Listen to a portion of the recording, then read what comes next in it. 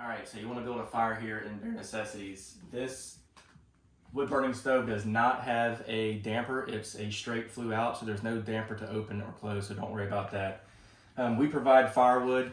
We do not provide fire starter. I would recommend getting fire starter like a Duraflame log or even some kindling. I call kindling, it's really fat lighter to get your fire going. And once your ember bed is established, then it'll take care of itself from there on out. So the first thing we'll do is get this thing going. I'm cheating. I have a little bit of an organic fire starter, and I'll use that to get my fat lighter going. And once it's going, I'll just kind of build my fire on top of it. You can do top-down fires. There's 15 different ways to make fires, but this is kind of how I do it. So here we go.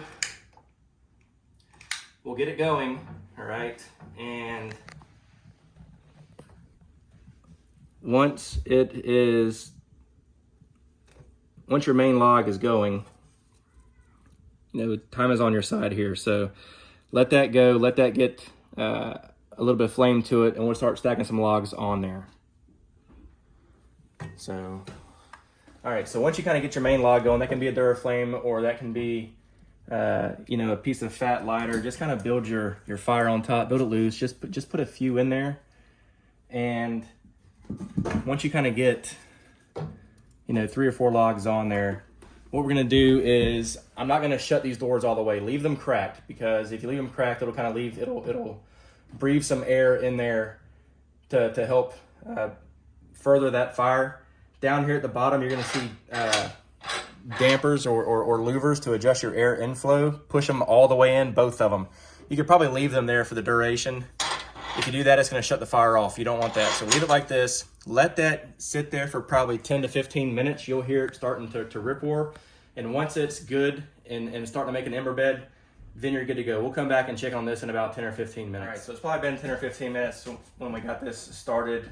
We're gonna kind of peek in here, and the fire's going good. It's getting established. The ember bed is not quite mature, but it's getting there. Once you're to this point, add a couple more logs on there. I would say don't get carried away. Add 2 or 3 logs at a time. Do not get this fire rip roaring. Don't get it so hot to where this flue turns orange. You want to be safe about it. This thing can handle some good heat, but don't get carried away. Once you've got your ember bed going and you're going to be burning the fire, you can shut your doors all the way and put your lock down and adjust your louvers down here. I wouldn't shut them all the way down. You can stoke it down maybe halfway if you want to do a longer burn, and enjoy it.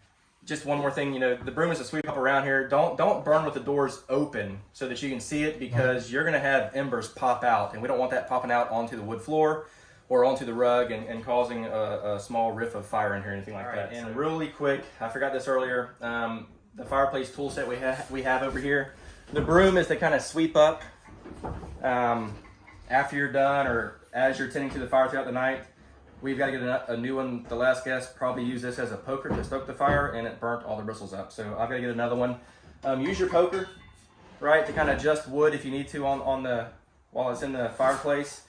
And that's it. We've got a shovel to clean up afterwards. Like I said, don't dump any hot embers out in the woods. Put them in this ash bucket. Let them come to a cool down completely before we go dispose of those anywhere outside. Enjoy it.